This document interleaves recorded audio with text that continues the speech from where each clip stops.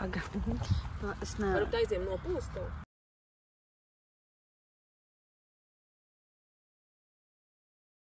Esiet sveicināti, mīļie Dārzemes saules lasītāji, skatītāji, sekotāji.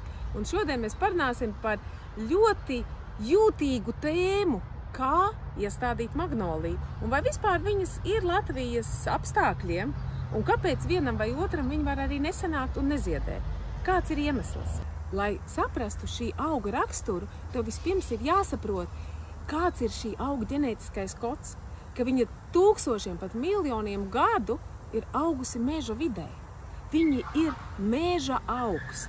Iedomājies, magnolija tiek uzskatīta kā viena no pirmajām ziedētājām uz šīs pasaules. Tad viņa ieradās šajā pasaulē tad, kad tā bija tikai zaļa, un tā piepildīja pasauli ar krāsu. Fosilijas liecina, ka pirms 100 miljoniem gadu, kad vēl nebija bites un galvenie apoteksnētāji bija vaboles. Jā, vaboles. Un tajā laikā viņām nevajadz nektāru, bet vēl joprojām magnolijas nedod nektārus, bet dod puteksnīšus un pievilina vabolītes, ne bites. Tātad vēl no tiem prātam neaptverījumiem laikiem 100 miljonu gadus atpakaļ. Un tāds ir viņas ģenētiskais kods. Un iedomājieties, tagad es Mārupē, vai tu, nezinu, Plakanciemā, vai Liepājā, vai Daugavpilī izdomā iestādīt viņu vidē, kura nav atbilstoši viņas ģenētiskajam kodam. Tu gribi iestādīt augsnē, kas viņai absolūti nav viņas, un barot ar to, ko viņa nesaprot. Un tad mēs sakam, ai, magnolija nav Latvijas vidē. Nē, mēs esam iestādījuši neatbilstoši šim augam. Un tātad, ja mēs iedomājamies to, ka viņa tiešām ir meža augs un respektējam to, tad mēs varam iestādīt pareizi arī jaunajos dārzos. Un tad, izejot no šīs informācijas, domājam tālāk. Tātad, kur stādīt? Literatūrā un internetā mēs lasīsim divus apgalvojumus. Saule, pusēna. Ko tas nozīmē attiecībā uz magnoliju? Atceramies, tas ir meža augs. Mežā nav atklātas saules. Mežā, pat ja ir saule, tik un tā auga viens otru aizsargā. Tik un tā šī sakņu sistēma visiem augiem ir mazliet pasargāta. Tātad, ja mēs zinām, ka augam vajag sauli vai pusēnu, meža augam, tad tik un tā mums jāpadomā, ka tā nav vienkārši fasāde vai mājas kāds stūrīts. Un tādā cepinošā saulē iestādām magnoliju. Tā nav meža vide. Tādā vidē mēs varam stādīt rozes, ķiršus, ābeles un, ja kāds vēlas, olīvkokus. Bet ne magnolijas, bet ne Japānas kļavas, bet ne Japānas grimoņus. Viņi arī visi ir meža augi, un patiesībā, domājot par magnoliju, mēs varam domāt arī par šiem augiem, kā pareizi stādīt. Bet tā ir neliela atkāpe. Tātad saulīte. Saulīte magnolijai der, bet viņai patīk būt blakām vēl ar kādu draudziņu, vēl kādu lapu koku vai pat skuju koku, lai tad, kad ir mitrums dabā, pieņemsim, tā ir bijusi rasa, tās ir bijis lietus, šis mitrums uzturās ilgāk nekā klajā vietā. Un arī augstumā, tad, kad būs mūsu bargā ziema, tur nezēģelēs augstais vējš, vai tad, kad būs karstā saule, šī te saule neapdedzinās lapu malas. Jā, es jums pačikstēšu, ir pāris šķirnes, ne pāris, ir diezgan daudz šķirnes. Tās šķirnītes, kuras ir ar nelielākām lapiņām, un tās ir, pieņemsim, magnolija Sūzana, magnolija Merila, kobus, vēl kādas, kurām šīs lapas ir salamjārā nelielas, un arī mažs pikarīts. Šīs šķirnes parasti ziedpumpurus uz rudeni veido ļoti mazus, visu ziemu ir ļoti mazi pumpuri, un tikai agri pavasarī tā sāk audzēt savu pumpuru. Kāpēc tas ir nozīmīgi? Lai tad, kad ir augsts, lai tad, kad ir šie valdošie vēji, viņi nenosalst. Un šādas magnolijas mēs drīkstam iestādīt mazliet atklātās vidēs. Tātad, tie, kur izdomājuši, ka viņi grib vienkārši iestādīt pa vidu, laukuma vidu, kādās, teiksim, kā solitēru, kā pirmo augu, laikam magnolija nebūs tā. Vispirms uztaisam kārtīgi mikrovidi visapkārt, stādam dzīvžogus visu, un tādā mīkstā, patīkamā vidē mēs varam iestādīt magnoliju. Un ir dažas šķirnītes, kuras mēs varam plikākās vietās arī iestādīt. Ja? Par tā mums ir mazliet arī stāstiņi. Ja? Tātad vēl tas, ka viņi var izturēt -34 grādus, nenozīmē, ka viņi drīkst stādīt saulē. Un vēl, mīļie, ir tāda lieta, jo lielāka lapu plātne pašam augam, pieņemsim Magnolija Toro, -34 grādus iztur, bet viņi veido ļoti liels pumpurs, ļoti liels lapas.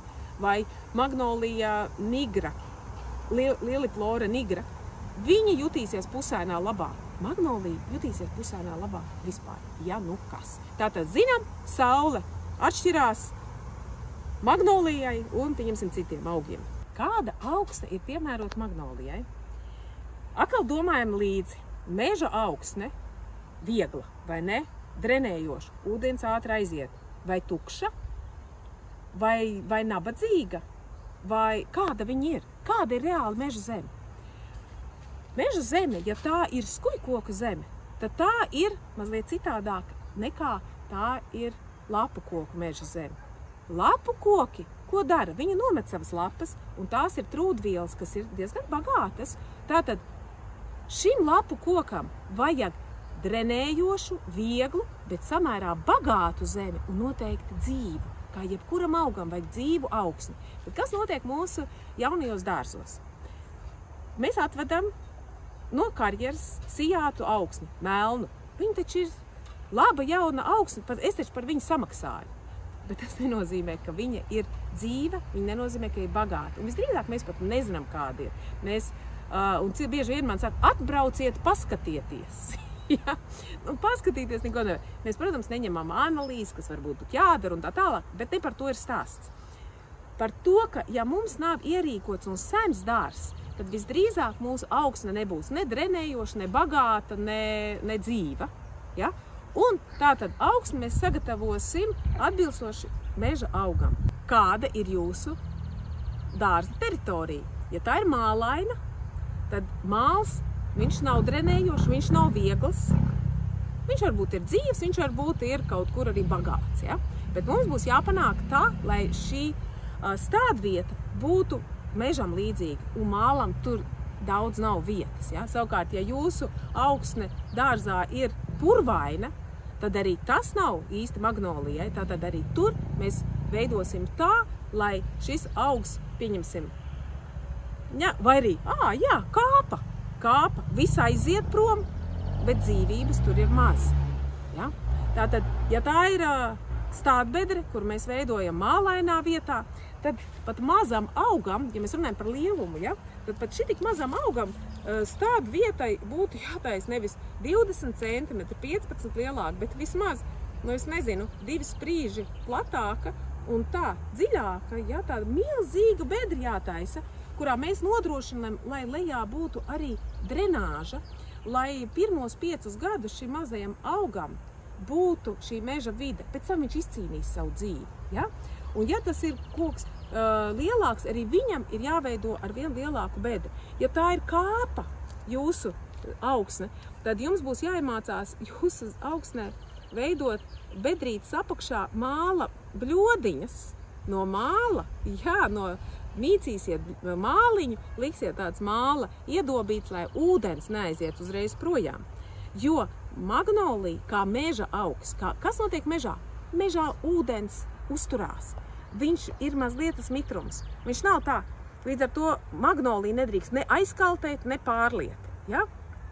Tātad augsnes šo te vidi mums jāuzstājas dzīvu un kādā veidā. Tātad, kas parasti padara augsni vieglu? Ko mēs pieliekam parasti klāt? Tā ir Latvijas apstākļos, tā ir kūdra, bet arī kūdras atšķirās. Ir skābes kūdras, domāts rododendriem un ir domāts, pieņemsim, tomātiem. Magnolijas šis pH līmenis, jeb šīs skābuma līmenis ir tāds vidēji skābs, tiek uzskatīts no 5,5 līdz 6 pH. Ko tas nozīmē? Pat 7. Kobus īsnībā ir pat 7. Ko tas nozīmē nezinātājiem? Drusciņi par to vēl varam parunāt, ja? Bet tā tīri teorētiski ir kā? Ja jūsu augsne ir mālaina, visdrīzāk viņa ļoti sārmaina. Un viņai būs jāpievieno skāba kūdra. Bet savukārt tā, kas ir domāta rododendriem un skujiņiem, bet savukārt, ja mūsu magnolija nonāk plakanciemā, kas ir ļoti tāda skāba vide, tad mums būs jāpieliek tomātu kūdru. Ja? Tātad arī šīs kūdras atšķirās, lai vidējais šis te pH līmenis būtu 5,5, 6, 7. Tātad mēs sapratām, ka vieglumu, augsnei, šo drenējumu mēs varam panākt ar kūdru, bet viņi ir dažādi. Otrs moments, kā panākt, lai šī augsne būtu dzīva. Patiesībā ne dzīva, bet bagāta.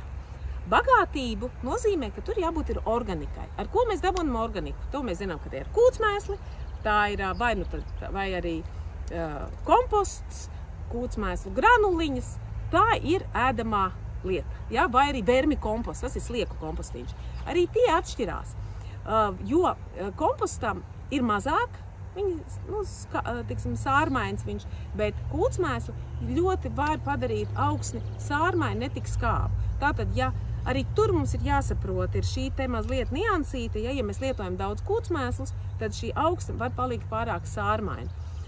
Ko tas nozīmē? Tas nozīmē, ka tajās augsnēs pat jāpielieto vairāk ir skābā kūdriņa. Sarežģīti, vai ne? Bet ar katru augu tas ir, mīļie. Ar katru augu. Ar rozēm tas pats, ar priedēm tas pats. Un nebrīnieties, ka jums kaut kas neaug, ja jūs šīs lietas neievērojat. Ja?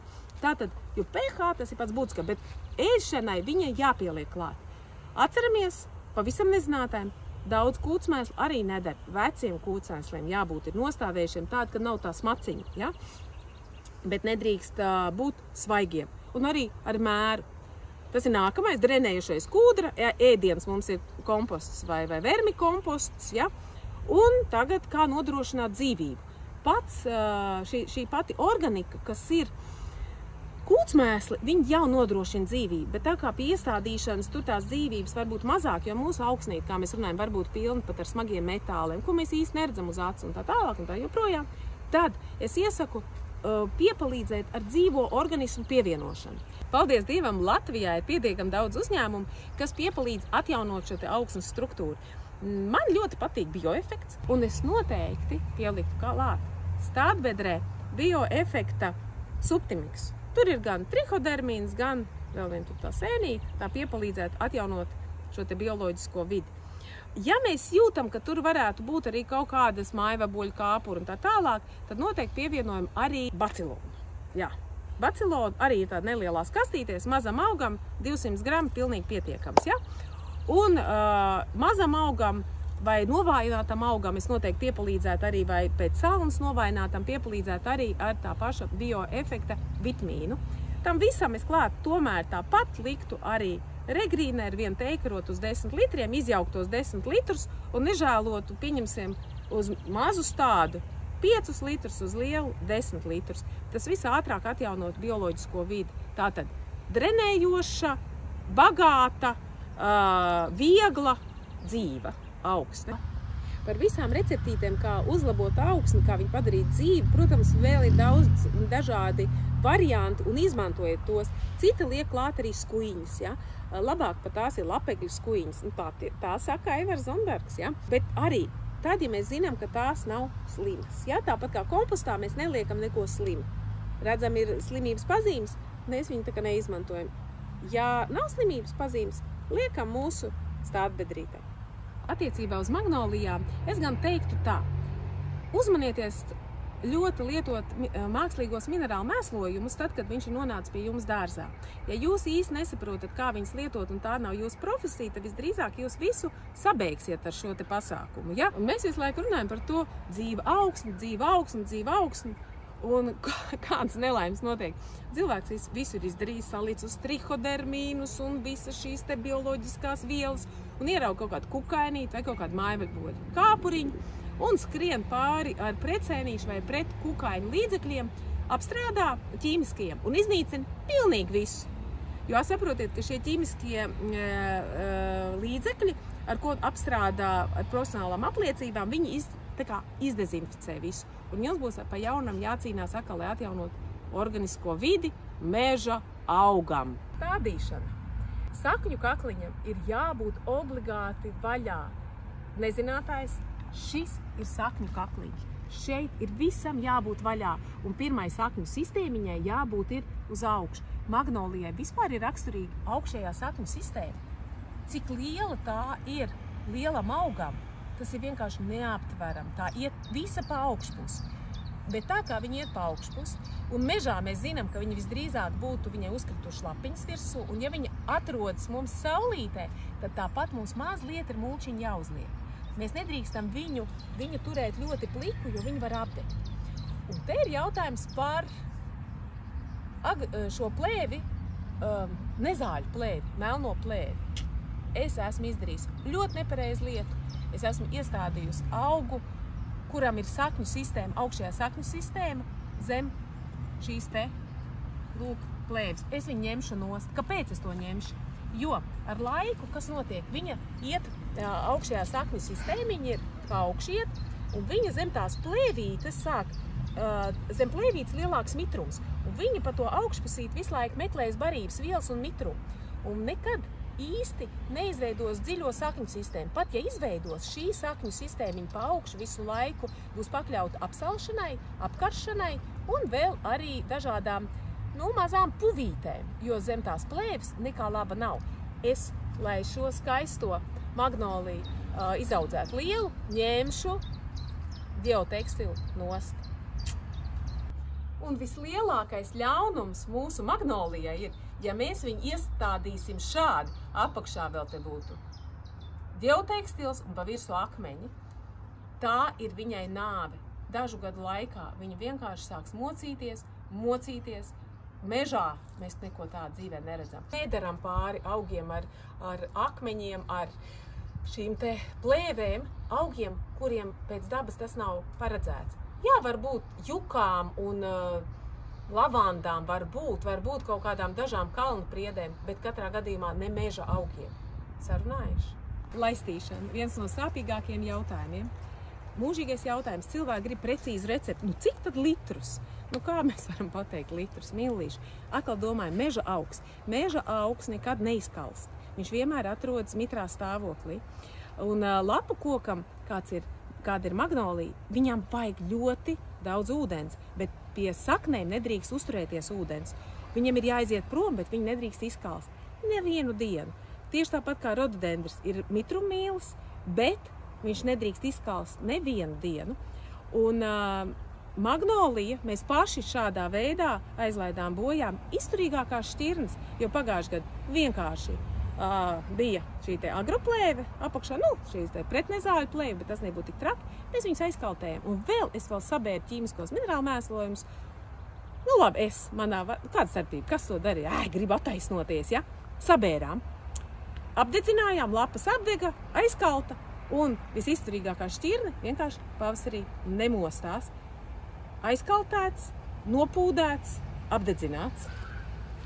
Visizturīgākā šķirne tagad zied ar rožas ziediem, jo pati viņa nevar to darīt. Aizkaltēts, nopūdēts, nodedzināts. Pēc šīs te stāsts, protams, jūs neticēsiet nākamam, ko es teikšu, bet vispār ir tā. Ja mēs iegādājamies tās pavisam mazos stādiņus, neatkarīgi no šķirnes, neatkarīgi no viņas izturības, viņa ieaugšanās ir 50/50. Ja? Un pirmos 3 gadus mums pat viņas jāsedz uz ziemu. Kā sekt augus uz ziemu, mums ir vesels video.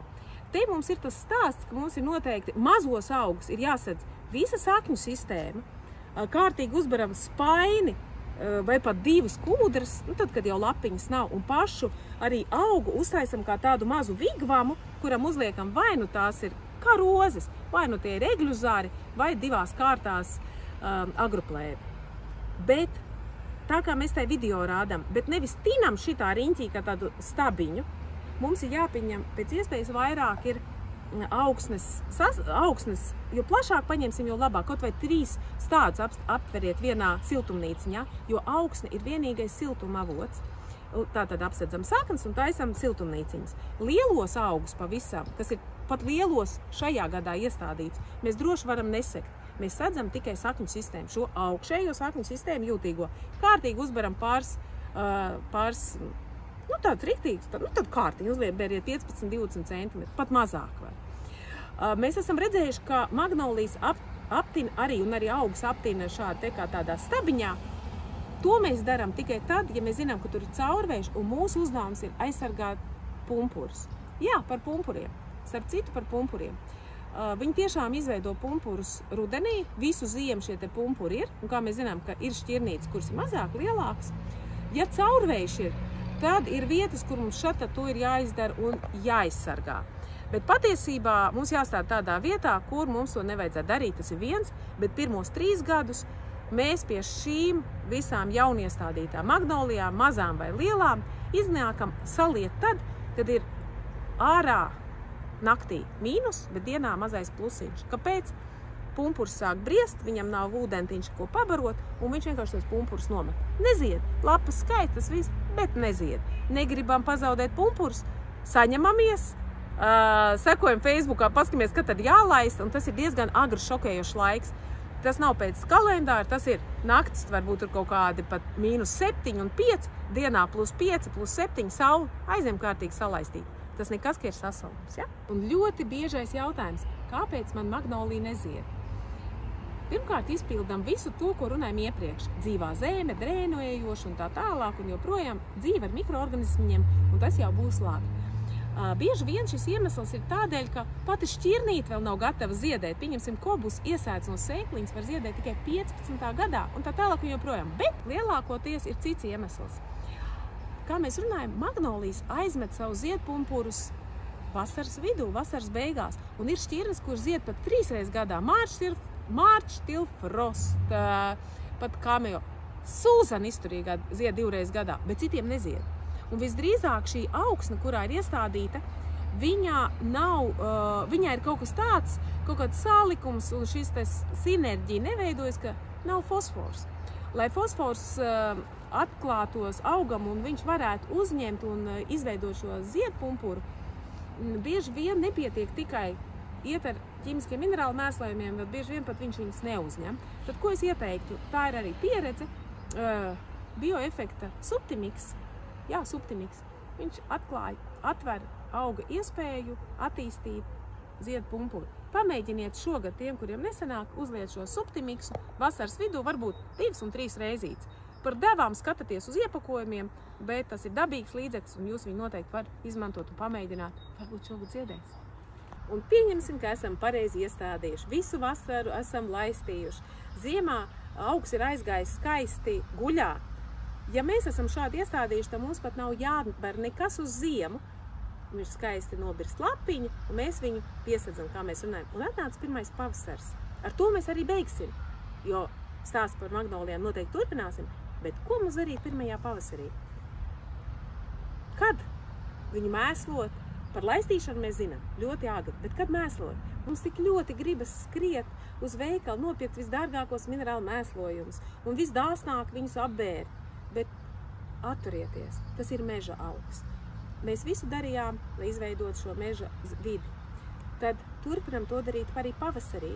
Un tad, kad ir mazliet siltāks, mēs esam noņēmuši šo te ziemas kārtiņu, no kakliņa vaļā, visu atvēruši. Tad mēs ejam un uzbaram nedaudz ēdienu. Un ēdiens mums ir, vai nu te vislabāk tas būtu kāds komposts. Ja jums komposta nav, tad var vermi kompostu. Ja jums augsne ir ļoti, ļoti sārmaina, nu tā māla zeme, tad jūs varat mazliet arī kūdriņu pielikt. Un, lai visu to aktivizētu, nu, paņemam, izmantojam bioefektu līdzekļus, to pašu subtimiksu. Mēs palīdzam ar regrīnēt. Ir ieteikums lietot arī baikālu tādās vieglās formā, lai to visu atjaunot, vienkārši atjaunot šo te vidi, lai paprasītu piedošanu par to, ka mēs ņemam visu nost, katru gadu visas lapas nost un visu dzīvo reālo ēdienu. Tātad tāds ir pirmais pavasars. Nu, lūk, sarežģīti, vai ne? Mazliet. Bet tā mēs kļūstam vien gudrāki. Vēl tas viss būs arī mūsu bloga formā rakstiskā veidā, pa punktiņam. Un ja kādam galīgi visu apjūk, tad katru punktiņu jūs vēl varbūt varat iekomentēt un pajautāt, un mēs varam kādu punktu izrunāt vairāk. Un starp citu, tur aizmugurē ir mūsu mīļotais kabriolets oranžērija, kura ir arī jūsu rīcībā. Ja jūs gribat sarīkot kādu ballīti, nu tādu foršu, vieglu ballīti ar draugiem, ietilpības, nezinu, 18, 20 cilvēki, nu 20 tā knapi, mazi, 20, 15 brīvi. Tāds dārzniecības teritorijā baudīt šo vasaru kopā. gaidām mēs jūs dārzniecībā, gaidām kabrioletā, gaidām mūsu kafejnīcā šķūnas, vienkārši iedzert kafiju un pavaudīt to visu dārza un augu ielokā arī tad, ja jums dārza nav.